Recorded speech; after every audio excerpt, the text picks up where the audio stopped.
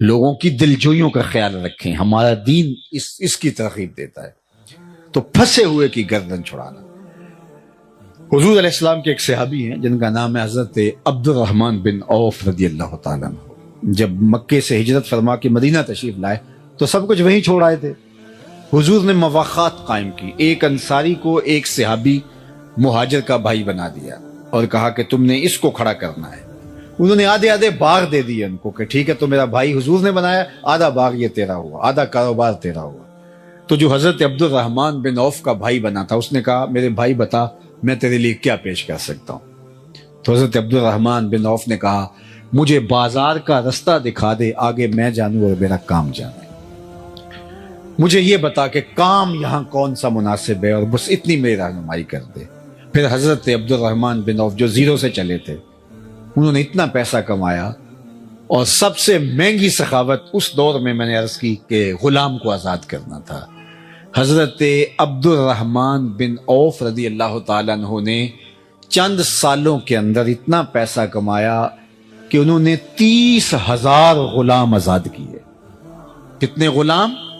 30,000 غلام آزاد کیے. اللہ اکبر. غلامی ایسے ختم نہیں ہوئی, یہ حضور کے دیے ہوئے دین کی وجہ سے ختم ہوئی. 30,000 غلام اللہ کی رضا کے لیے آزاد کیے. میں اور آپ سوچیں 30,000 نہیں 3,000 ہی صحیح, 3,000 نہیں 300 ہی صحیح, 300 ہی نہیں 30 ہی صحیح, 30 ہی نہیں 3 ہی صحیح. ہم نے کتنے لوگوں کو ان کے پاؤں پہ کھڑا کیا ہے, محلے کے اندر رشتہ داروں میں غریبوں کو ان کے پاؤں پہ کھڑا کر دیا, ان کو مناسب سا کاروبار کر دیا. ہمارے پاس بڑی دولتیں ہیں. ہم نے کبھی کیا ایسا؟ اگر ایسا کیا تو ہمیں مبارک ہوا.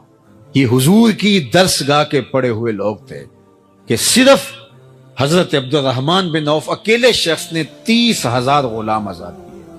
تو ہمیں لوگوں کو, مصیبتوں میں پھنسے ہوئے لوگوں کو آزاد کرنا چاہیے. اس دور کی جو غلامی ہے, معاشی بحران ہیں, اذیت ہیں, اس میں لوگوں کو ان کے پاؤں پہ کھڑا کریں, ان کی ضرورتوں کی تکمیل کریں. یہ میرے حضور کی سیرت ہے. اور سیرت بیان اس لیے کی جاتی ہے کہ اس سیرت کو ہم اپنے اندر اتاریں اور اس کا عکس اپنے اندر پائیں تاکہ ہمارے آقا خوش ہوں. صرف سن کے کہ واہ سبحان اللہ, یہ ہم صرف ان کو بیان کر کے سبحان اللہ کہہ رہے نہیں. دین کا تقاضا ہم سے یہ ہے کہ ہم دیکھیں, محاسبہ کریں کہ ہم اس امر میں خود کہاں تک ہیں. پھر چوتھا وصف حضور کو ام المومنین نے بیان کیا, وہ تکر الضیف, آپ مہمان نواز ہیں, اونچے درجے کے مہمان نواز, اعلیٰ درجے کے مہمان نواز. مہمان اپنی قسمت کا رزق ساتھ لے کے آتا ہے اور برکت چھوڑ کے جاتا ہے. ہمارا کچھ نہیں کھاتا, اپنی قسمت کا ہمارے دسترخوان سے کھاتا ہے, اور ہمارے دسترخوان سے کھانے کی وجہ سے ثواب بھی ہمیں ملتا ہے, عزت بھی ہمیں ملتی ہے, اور وہ برکت بھی چھوڑ کے جاتا ہے. اس لیے خوش دلی کے ساتھ مہمانوں کا استقبال کیا جائے, ان کو کھانا کھلایا جائے. اللہ اکبر. آدھا فقر حضرت سیدنا شیخ عبد القادر الجیلانی علیہ رحمہ و رضوان فرماتے ہیں, آدھا فقر بھوکوں کو کھانا کھلانا اور برہنہ بدن لوگوں کو لباس پہنانا ہے. باقی چلے, ریاستیں, عبادتیں, نمازیں, سجدے, تہجدیں, اوراد, اشغال, وظائف, یہ باقی آدھا بنتا ہے. صرف آدھا بھوکوں کو کھانا کھلانا اور برہنہ بدن لوگوں کو لباس دینا ہے. فقیر اس بات پہ راضی ہوتا ہے کہ اس کا دسترخوان چلتا رہے. اٹ کھڑک کے دکڑ وجے تتا ہوئے چلہ, آن فقیر کھا کھا جامن راضی ہوئے بلا. فقیر کا مزاج یہ ہے کہ لوگ آئیں اور اس کا دسترخوان چلتا رہے. اسے خوشی ہوتی ہے جب اس کے دسترخوان سے کوئی لقمہ اٹھاتا ہے. تو یہ چوتھا وصف ام المومنین نے حضور کا بیان کیا. پانچواں وصف وتصدق الحدیث. حضور آپ نے کبھی جھوٹ نہیں بولا, آپ ہمیشہ سچ بولتے ہیں. آپ کا رب آپ کو کبھی ضائع نہیں ہونے دے گا. اب آئیے ہم یہاں رکتے ہیں کہ ہماری زندگی میں سچ ہے یا جھوٹ.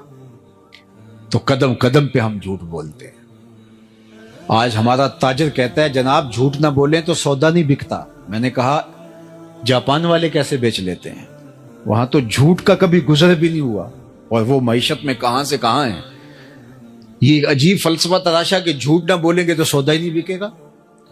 جھوٹ تو نحوست ہے, جھوٹ تو معیشت کو کھا جاتا ہے, جھوٹ تو سکون کو برباد کر دیتا ہے, اور اللہ کے محبوب نے فرمایا یہ جہنم کی طرف لے جاتا ہے. اور سنو حضور نے کیا ارشاد فرمایا, جب کوئی شخص جھوٹ بولتا ہے تو اس کے منہ سے بدبو نکلتی ہے جو عام لوگ تو نہیں سونگھ پاتے، لیکن اللہ کے نورانی اور حساس فرشتے اس کا احساس کرتے ہیں اور 1 میل پیچھے ہٹ جاتے ہیں۔ رحمت لانے والے فرشتے جھوٹ بولنے کی وجہ سے جو بدبو نکلتی ہے اس سے 1 میل پیچھے ہٹتے ہیں، اور سویر سے لے کر شام تک جہاں جھوٹ ہی ہو تو فرشتے کتنے دور جا چکے ہوں گے۔ باپ بیٹے سے جھوٹ بولتا ہے، بیٹا ماں سے جھوٹ بولتا ہے، ماں بیٹی سے جھوٹ بولتی ہے، بیٹی اپنے بھائی سے جھوٹ بولتی ہے، بھائی اپنی بہن سے جھوٹ بولتا ہے۔ تو ایک گھر سے اتنے لوگ جھوٹ بول رہے ہوں تو وہاں تو بدبو کے ببوکے پھوٹ رہے ہوں گے۔ تو رحمت کے فرشتے تو دور دور کہیں ہوں گے جنہوں نے رحمت لے کے آنی تھی، اب نحوست آ گئی، رحمت والے تو آ ہی نہیں سکتے۔ ہم نے کیا سمجھا کسی نے تعویذ ڈال دیے، کسی نے جادو کر دیا، ہم نے کیا سمجھا کسی نے ٹونا کر دیا، کسی نے بندش کر دی، اس لیے سب کچھ ہو رہا ہے۔ یہ ہم نے سوچا ہی نہ کہ جھوٹ کی وجہ سے بدبو پھیلی ہے اور رحمت کے فرشتے ہماری گلی سے بھی نہیں گزرتے۔ اور ہم گئے پھر بابوں کے پاس، اور وہ جھوٹ کا پلندہ تو پہلے یہ جھوٹ کا سامان لے کے گٹلی باندھ کے بیٹھا ہوا تھا۔ اس نے کہا تم تو ویلے سے آ گئے ہو، اگر نہ آتے تو یہ تعویذ چل جانے تھے، ککھ نہیں رہنا تھا تمہارا اگر تم 2 دن لیٹ ہو جاتے۔ پھر ہر اتوار کو اس ملنگ، اس بابے، اس عامل کی جو ہے وہ کیا اس کو کہتے ہیں، ٹھیا کہہ لیں یا آج کل جو بھی لفظ بولتے ہیں، وہاں جا کے جو ہے وہ چوکی بھرنی پڑتی ہے۔ اور اتنے بد نصیب ہوتے ہیں، کوئی 3 سال سے نہیں نہایا، کوئی 4 سال سے غسل نہیں کیا، کوئی گالیاں بکتا ہے، کوئی جو ہے وہ بےہودگی پہ اتر آتا ہے۔ اور روز اخبارات کے اندر آپ دیکھتے ہیں کہ بابے نے کیا کرشمہ کر کے رکھ دیا، اور عزتوں سے کھیلنے والے یہ لوگ ہوتے ہیں۔ اور وہاں رش لگا ہوتا ہے، وہاں بھاگم بھاگ ہوتی ہے، کیوں جی یہ ہمارا مسئلہ اس سے حل ہونا ہے۔ وہ جھوٹ کا جو کاروبار لیے بیٹھا ہے، یہ تو مارکیٹ تھی جھوٹ کی، وہ پورا پلازا ہے جھوٹ کا، اور وہاں سارے وہاں پہنچ گئے۔ یہ کسی نے بھی نہ سوچا کہ ہمارے گھر میں بے برکتی کس وجہ سے ہے۔ جو تعویذ ہم نے ڈالا ہے وہ تعویذ تو جھوٹ کا ڈالا ہے، وہ جو کالا جادو ہوا ہے وہ تو مکر و فریب کا ہے۔ وہ ماں بیٹی سے جھوٹ بول رہی ہے اور بیٹی ماں سے جھوٹ بول رہی ہے، شوہر سے بھی پیسے ہتھیا رہی ہے بیوی جھوٹ بول کے، اور بچے ماں سے پیسے ہتھیا رہے ہیں جھوٹ بول کے۔ گھر جھوٹ کا دھندا ہے، دکان جھوٹ کا دھندا ہے۔ تو جب جھوٹ ہی جھوٹ ہوگا تو بدبوئیں پھوٹیں گی، رحمت کے فرشتے کہیں دور بھاگ جائیں گے، تو وہاں رحمت جنہوں نے لے کے آنی تھی رحمت، تو وہ رحمت لے کے نہیں آئیں گے، تو وہاں نحوست ہی ہوگی۔ اور ہم نے سمجھا کہ نہیں یہ ہو گیا وہ ہو گیا، ادھر بھاگ گیا، پھر اس نے ہمیں اب جو ہے وہ قابو کر لیا، اور پھر وہاں چوکیاں بھرنے لگے۔ تو اللہ کے محبوب کی زندگی کیا ہے؟ وَتَصْدُقُ الْحَدِيث، حضور نے زندگی میں جھوٹ نہیں بولا۔ حضور سے پوچھا گیا کہ حضور مومن بزدل ہو سکتا ہے؟ فرمایا نہیں، بہادر ہوتا ہے۔ مومن ہو بہادر ہوتا ہے، لیکن ہو سکتا ہے کبھی بزدلی کر جائے، آخر بندہ ہی تو ہے، بشر ہی تو ہے۔ پھر دوسری مرتبہ پوچھا حضور کیا مومن جو ہے وہ بخیل ہو سکتا ہے؟ کہا نہیں، سخی ہوتا ہے۔ لیکن فرمایا ہو سکتا ہے کبھی بخل بھی کر جائے، آخر بشر ہی تو ہے۔ پھر تیسری مرتبہ حضور سے پوچھا حضور کیا مومن، یہ شاید اذان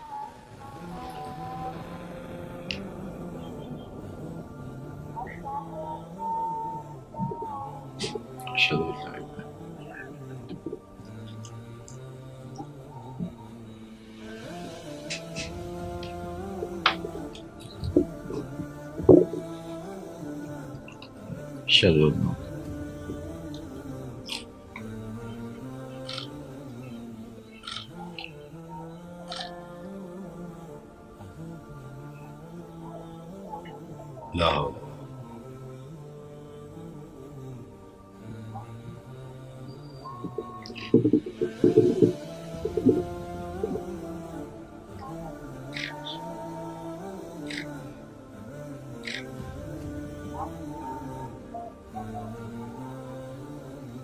اللہ لا الہ الا اللہ اللہم صلی علی سیدنا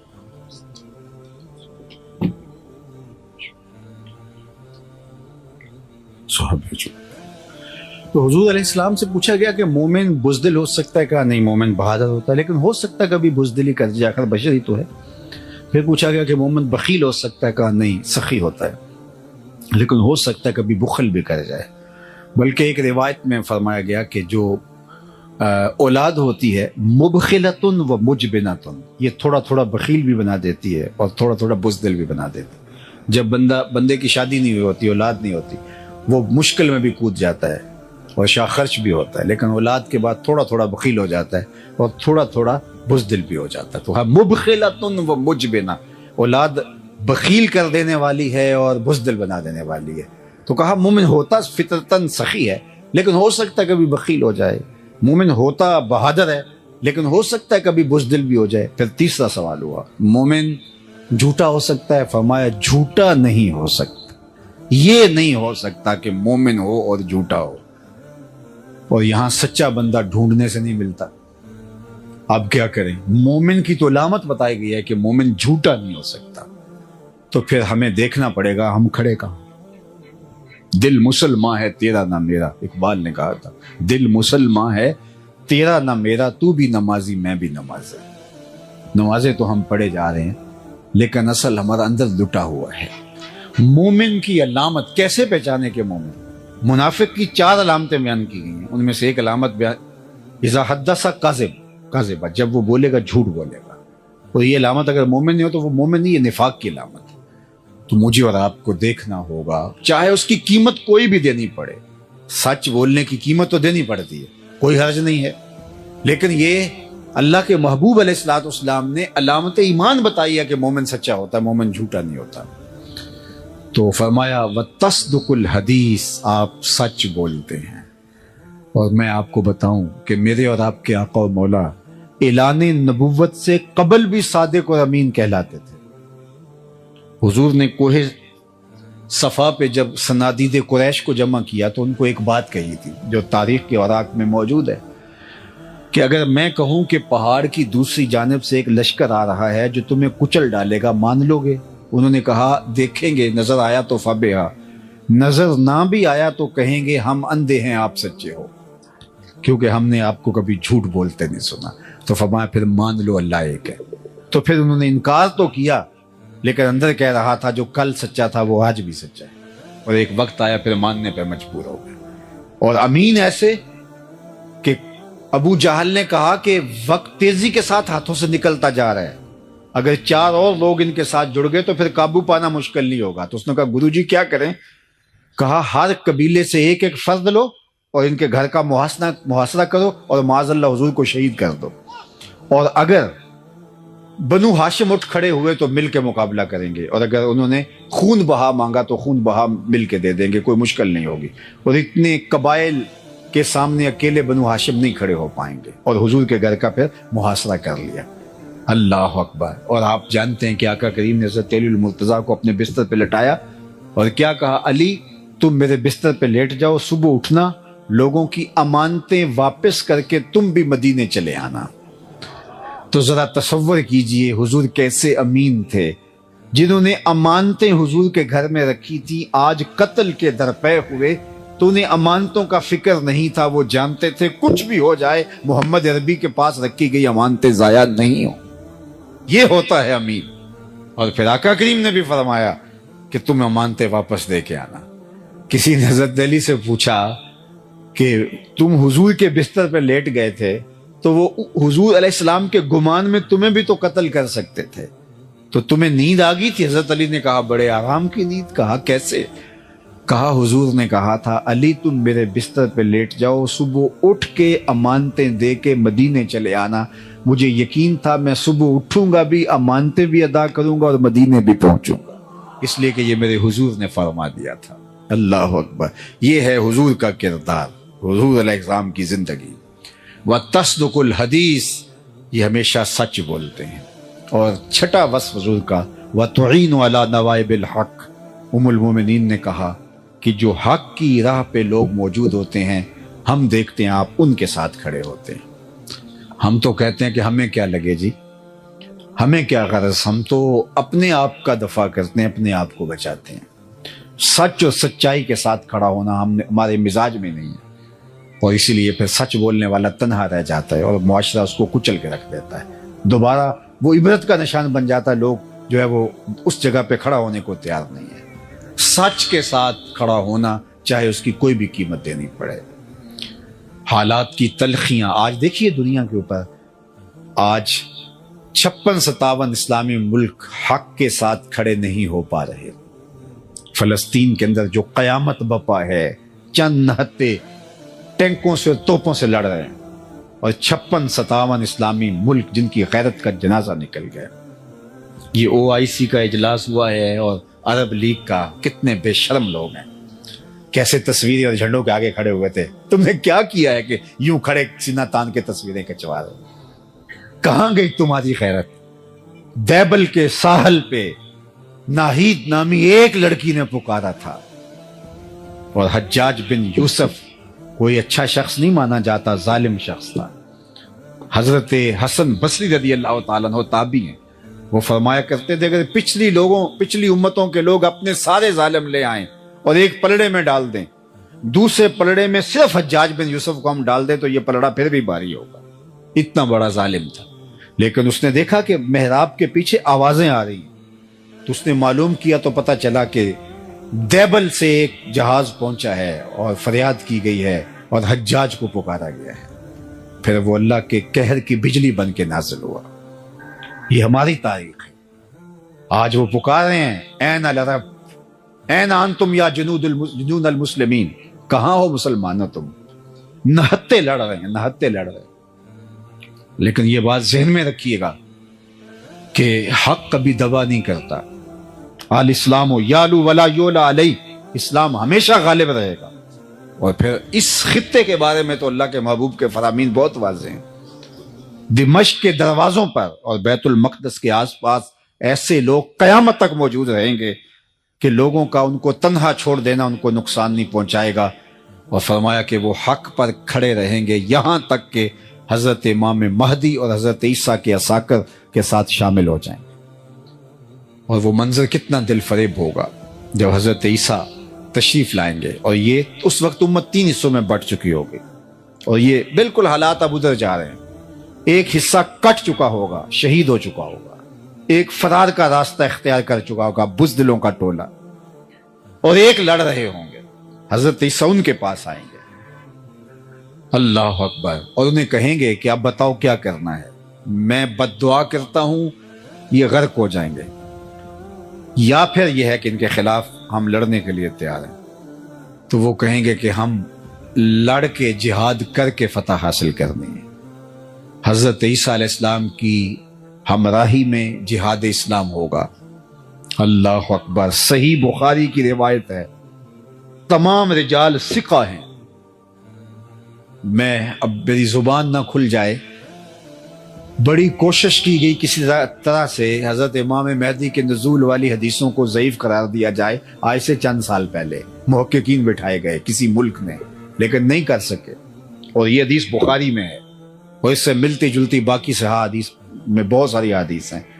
اللہ کے محبوب علیہ السلام فرماتے ہیں کہ وہ وقت آئے گا کہ پھر جب حضرت عیسیٰ علیہ السلام کے انفاس کی خوشبو سے ہی دجال پگھلنا شروع ہوگا، اور یہ فرار کا راستہ اختیار کرے گا، اور فرمایا مقام لد پہ قتل کر دیا جائے گا، بھاگتا ہوا، اللہ اکبر، بھاگتا ہوا مارا جائے گا۔ وہ جو جس پہ ناز ہے، اور وہ کہتے ہیں 1000 سال حکومت اس کے آنے پہ ہم کریں گے، اور ہیکل سلیمانی بنانے کے لیے یہ بےتاب ہیں، اور وہ تخت داؤدی جو رکھا ہوا ہے انگلینڈ کے اندر، وہ یہاں ہیکل سلیمانی میں رکھنے کے لیے بےتاب ہے کہ یہاں آ کے ہمارا مسیحا بیٹھے گا۔ وہ ان کا مسیحا بھاگتا ہوا مارا جائے گا، اور یہاں 6 ماہ کے بچے بھی سینے پہ گولیاں کھا رہے ہیں۔ یہ مسلمان کا جذبہ ہے، یہ ان کی طاقت۔ پھر حضور علیہ السلام نے فرمایا کہ جب مقام لد پہ اس وقت جو ایک چھوٹا سا دیہات تھا، تو اس وقت لوگ کہتے تھے یہ لد چھوٹا سا دیہات ہے، یہاں کیسے فرار ہوگا، لیکن آج دنیا کو پتہ چل گیا دنیا کا حساس ترین ایئرپورٹ یہی ہے، اور 2 ٹرمینل اس کے بند ہیں جو انتہائی ہنگامی صورتحال کے لیے رکھے گئے۔ تو اب سمجھ آئی کہ دجال یہاں سے بھاگنا شروع ہوگا، اور یہاں حضرت عیسیٰ کے ہتھے چڑھ جائے گا، خنزیر کو بھی قتل کریں گے اور دجال کو بھی قتل کریں گے، صلیب کے نشان کو بھی توڑیں گے، اور پھر اسلام کو اللہ مسلمانوں کو یوں فتح دے گا کہ حضور نے فرمایا کہ اگر کسی پتھر کے نیچے، بخاری کی روایت ہے، پتھر کے پیچھے، پہاڑ کی اوٹ میں، کسی غار میں، کھو میں، کسی جگہ پہ بھی کوئی یہودی چھپ کے جان بچانا چاہے گا تو وہ پتھر بھی آواز دے گا کہ یہ ظالم میرے پیچھے چھپا ہوا ہے، اللہ اکبر. پھر شرق سے لے کر غرب تک، شمال سے لے کر جنوب تک کائنات کی کوئی چھت ایسی نہیں ہوگی جہاں میرے نبی کے نام کا جھنڈا نہیں جھول رہا ہوگا. اللہ اکبر. اللہ اسلام کو غلبہ اور قوت اور طاقت اور توانائی عطا. اور میرے اور آپ کے آقا و مولا نے فرمایا والذی نفسی بیدہ لینزلن عیسی ابن مریم ثم لئن قام علی قبری فیقول یا محمد لاجیبنہ. فرمایا مجھے قسم ہے اس رب کی جس کے قبضے میں میری جان ہے، عیسیٰ ابن مریم آئیں گے. یہ سارا کام مکمل کرنے کے بعد حضور کی بارگاہ میں حاضر ہوں گے، حضور کے روضہ انور کے پاس. جب کام جرنیل مکمل کر لیتا ہے تو پھر سیلوٹ کرتا ہے اپنے باس کو، تو حضور کی خدمت میں جائیں گے. لَيَنزَلَنَّ عِيسَىٰ ابْنُ مَرْيَمَ ثُمَّ لَئِن قَامَ عَلَىٰ قَبْرِي. پھر وہ میری قبر پہ میرے روزے پہ آئیں گے. فَيَقُولُ يَا مُحَمَّد، اور قبر پہ کھڑے ہو کے مجھے یا محمد کہہ کے آواز دیں گے. لَأَجِيبَنَّهُ، فرمایا قسم ہے رب کی میں قبر سے آواز دوں، اس کی آواز کا جواب دوں. اللہ اکبر. وہ منظر اللہ نے نصیب کرنا ہے. دعا کرو اللہ ہماری نسلوں کو امام مہدی کے عساکر میں شامل کرے، حضرت عیسیٰ کے لشکروں میں شامل کرے. بلکہ حضور نے فخر سے فرمایا وہ وقت کیسا ہوگا جب عیسیٰ ابن مریم آئیں گے لیکن امام تم سے ہوگا. جب آئیں گے تو تازہ غسل کی طرح قطرے ٹپک رہے ہوں گے آپ کے وجود سے، اور اقامت ہو چکی ہوگی، فجر کی نماز کا وقت ہوگا. حضرت عیسیٰ علیہ السلام جو ہیں وہ آئیں گے تو حضرت امام مہدی انہیں کو اشارہ دیں گے کہ آپ آئیں نماز پڑھائیں. تو وہ کہیں گے نہیں آپ ہی پڑھائیں. تو یہ واقعہ بیان کرنے کے بعد حضور نے فرمایا وہ وقت کیسا شاندار ہوگا جب ابن مریم آئیں گے لیکن امام تم سے ہوگا. اللہ اکبر. اللہ نے تو اللہ کی بارگاہ میں یہ دعا کرو کہ ہمیشہ حق اور حقانیت کے ساتھ ہمیں کھڑا ہونے کا جذبہ عطا کر دے.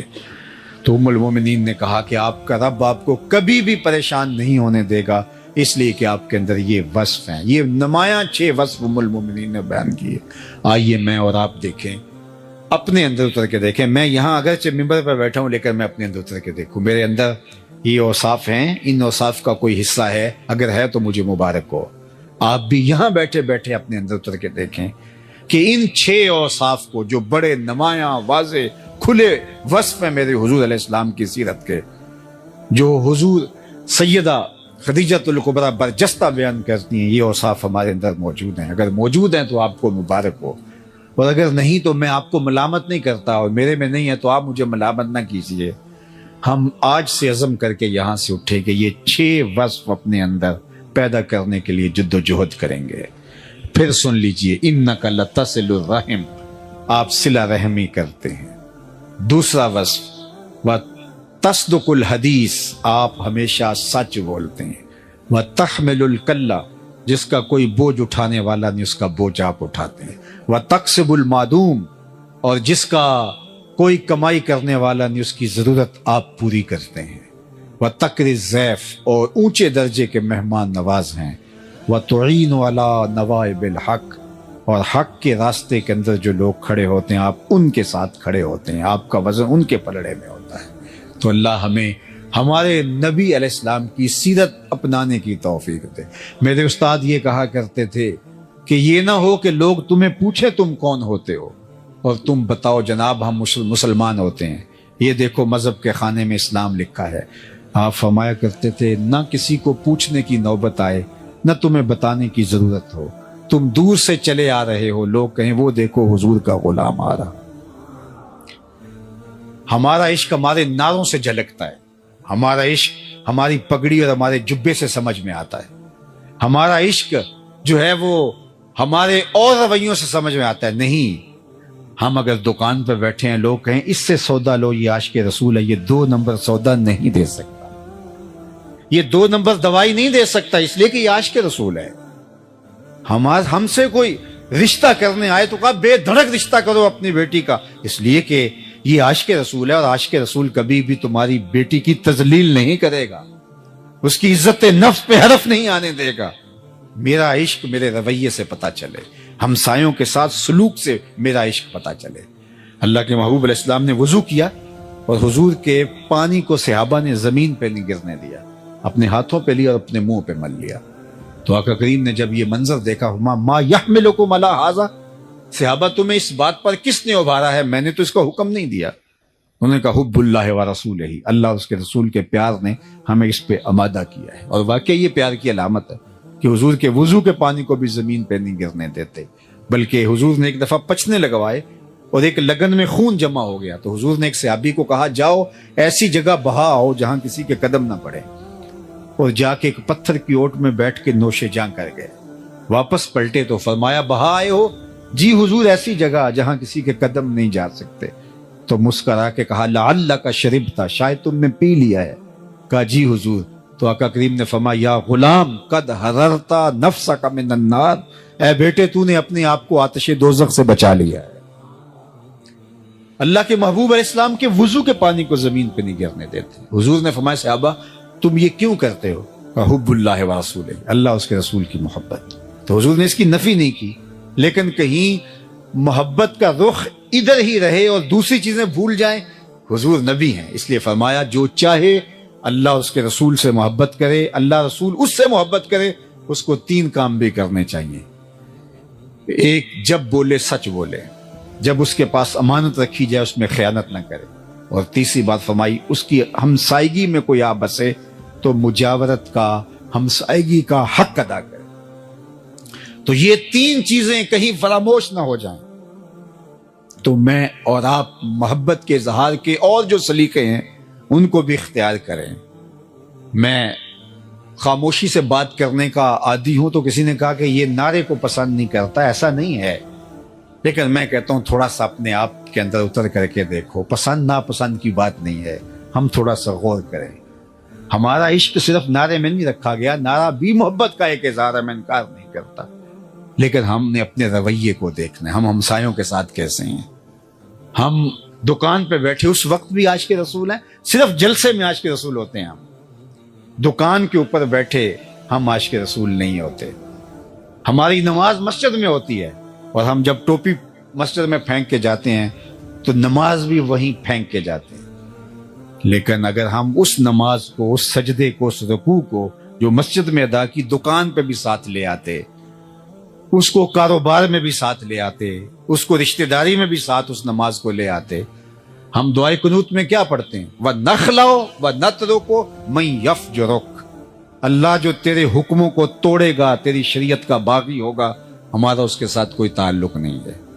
لیکن ہم نے صرف قنوت میں پڑھا، عملی زندگی میں یہ نہیں ہوتا. تو اللہ نے فرمایا سو خرابی ہے ان نمازیوں کے لیے جو ٹکریں تو مار رہے ہیں لیکن نماز نہیں پڑھ رہے. جب نماز پڑھی ہے تو نماز رویوں میں اتر آئے. عاشق رسول ہیں تو عشق رویوں میں اتر آئے. یاری لا تو پاک نبی سنگ، اے پر پوری یاری، پھر درود قبول ہے تیرا لکھ نہ لو ایک واری.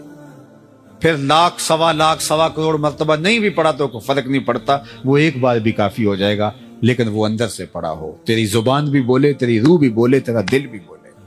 تو آئیے میں اور آپ اپنے عشق کو حقیقی صورت اور شکل میں اپنی روحوں کے اندر اتار لیں تاکہ وہ عشق ہماری زندگی سنوار دے. عشق تو زندگی کو کہاں سے کہاں اٹھا کے لے جاتا ہے. وہ اور عشق ہے جو غالب کو نکما کر دیتا ہے. غالب نے کہا تھا نا عشق نے غالب نکما کر دیا، ورنہ ہم بھی آدمی تھے کام کے. لیکن ایک شاعر احمد ہوا، اس نے غالب کا جواب دیا، عشق نے احمد معلّہ کر دیا، ورنہ ہم تو آدمی تھے نام کے. یہ عشق تو سر بلند کر دیتا ہے، یہ تو اونچا کر دیتا ہے. تو میں اور آپ اگر دعویٰ عشق رسول رکھتے ہیں تو یہ چھوٹا دعویٰ نہیں ہے، یہ بہت بڑا ہے. یہ ہماری زبان سے چھل کے، ہمارے رویوں سے ٹپ کے، ہماری عادات سے اس کا ظہور ہو، ہماری رشتہ داریوں میں اس کی چمک دکھائی دے، ہماری دکان سے پھوٹ کے اس کا نور پھوٹے کہ یہ عاشق رسول ہوتا ہے.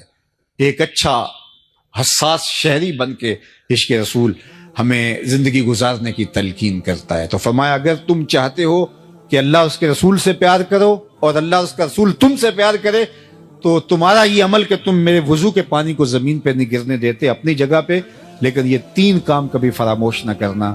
ہمسائے کے حق کا خیال رکھنا، امانت ہو تو اس کو پورا ادا کرنا، اور جب بھی بولنا تمہاری زبان پر ہمیشہ سچ کے کچھ نہیں ہونا چاہیے.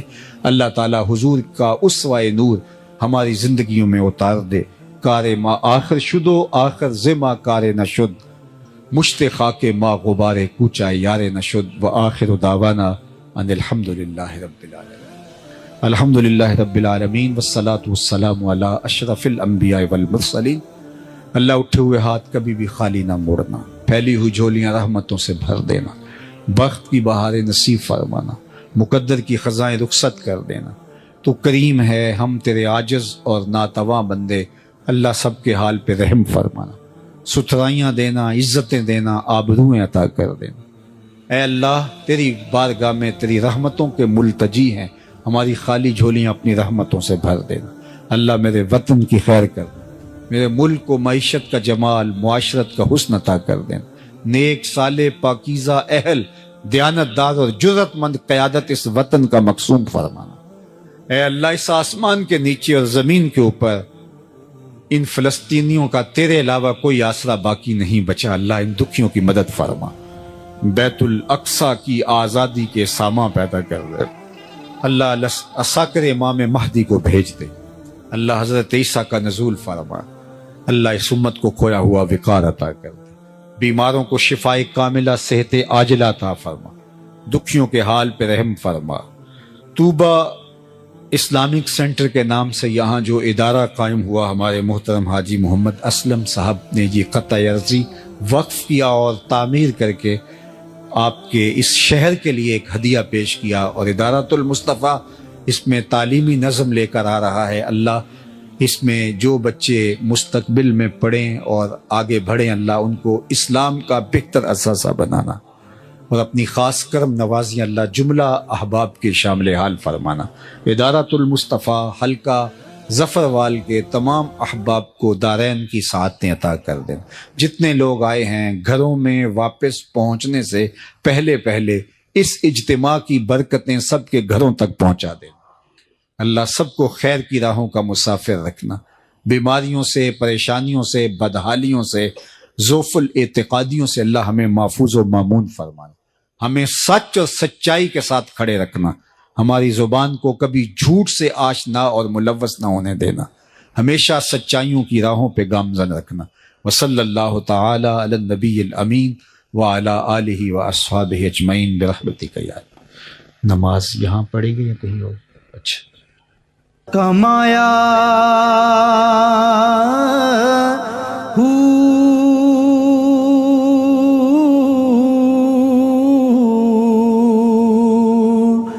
نام بھج